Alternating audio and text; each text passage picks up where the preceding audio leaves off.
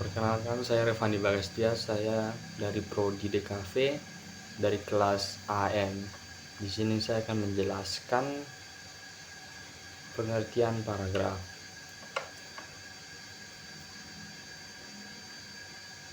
Pengertian paragraf. Paragraf atau alinea merupakan rangkaian kalimat yang saling berhubungkan dan membentuk satu kesatuan pokok pembahasan. Paragraf umumnya terdiri atas beberapa kalimat. Kalimat-kalimat tersebut saling berkaitan satu sama lain dan menyusung satu pokok pikiran tertentu. Pokok pikiran atau gagasan dalam sebuah paragraf akan menjadi jelas oleh uraian-uraian tambahan yang tertuang dalam kalimat-kalimat penjelas. Paragraf menandakan letak di mana suatu tema dimulai dan berakhir. Oleh karena itu, pembentukan sebuah paragraf sekurang-kurangnya mempunyai tujuan. 1. Memudahkan pengertian atau pemahaman dengan mencerahkan suatu tema dengan tema yang lain. 2. Memisahkan dan menegaskan perhatian secara wajar dan formal untuk memungkinkan kita berhenti lebih lama daripada perhentian pada akhir kalimat. Syarat-syarat paragraf yaitu seperti halnya kalimat, sebuah paragraf juga harus memiliki syarat-syarat tertentu. Setidaknya ada 3 syarat yang harus dipenuhi oleh sebuah paragraf, yaitu 1. Kesatuan. Sebuah paragraf tentunya hanya mengandung satu tema atau satu gagasan. Gagasan itu harusnya ditunjang oleh gagasan-gagasan penjelas yang berhubungan dengan gagasan utama. Dengan kata lain, ide-ide atau gagasan-gagasan penjelas tidak boleh bertentangan dengan gagasan utama. 2. Koheresi. Koheresi adalah kekompakan hubungan antara sebuah kalimat dan kalimat yang lain, pembentuk kalimat paragraf tersebut. 3. Kelengkapan atau kecukupan pengembangan paragraf. Suatu paragraf dikatakan lengkap apabila berisi kalimat-kalimat penjelas yang cukup untuk menunjang kejelasan kalimat topik atau kalimat utama.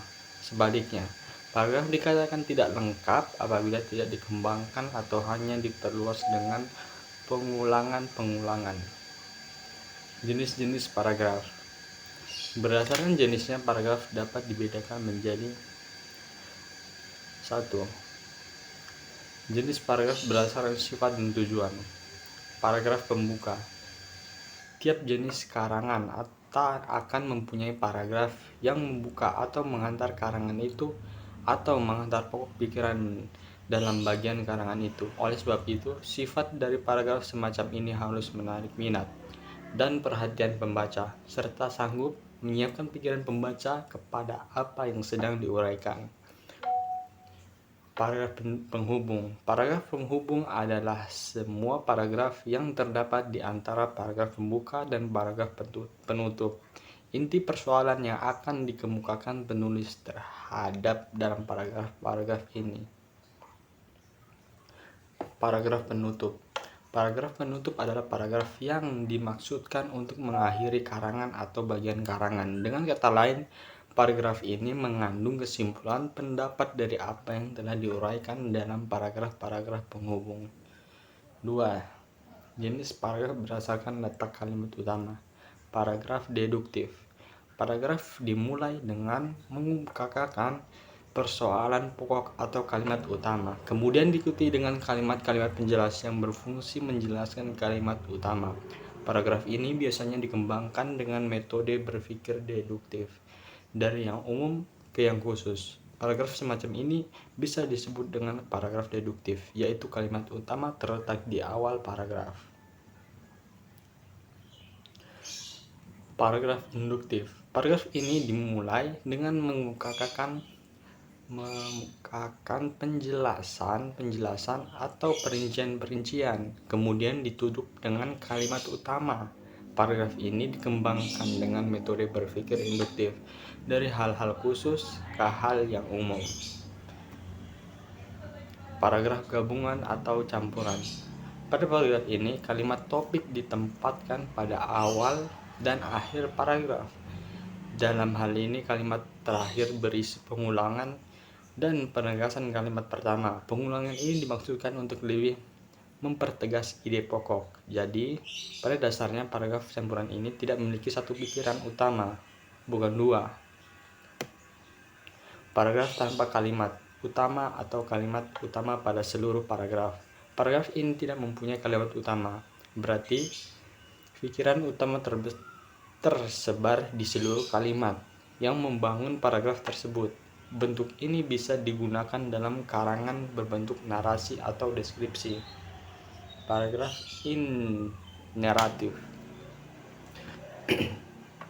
Paragraf in naratif adalah paragraf yang kalimat utamanya terletak di tengah-tengah paragraf. Dalam paragraf ini, kalimat-kalimat penjelas dipaparkan terlebih dahulu, lalu diikuti kalimat utamanya, dan diakhiri dengan kalimat-kalimat penjelas lagi. Paragraf berdasarkan bentuk unit atau tulisan sifat aslinya. Dalam bentuk unit tulisan atau sifat isinya, paragraf dibedakan menjadi paragraf narasi. Paragraf narasi 1. Paragraf narasi. Paragraf narasi adalah paragraf yang mencerminkan suatu peristiwa atau kejadian. Dalam karangan atau paragraf narasi terdapat alur cerita, tokoh, setting, dan konflik. Paragraf naratif tidak memiliki kalimat utama. 2. Paragraf deskripsi.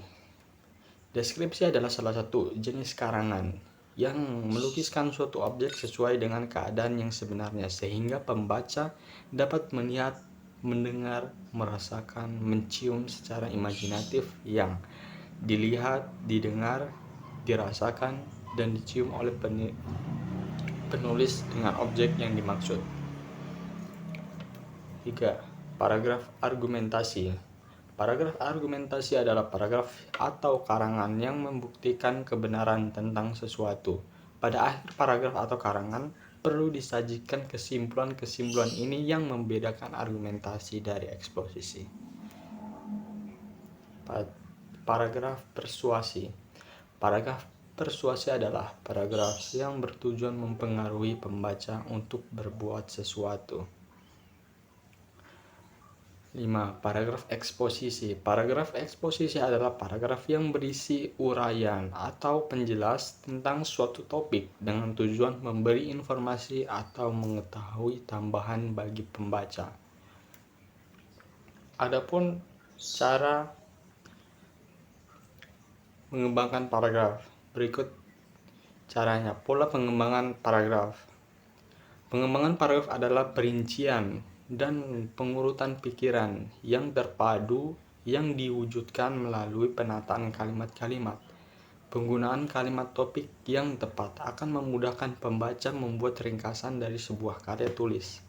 Kalimat-kalimat penunjang akan mengembangkan gagasan yang terdapat dalam kalimat topik. Mungkin sekian penjelasan dari saya. Terima kasih.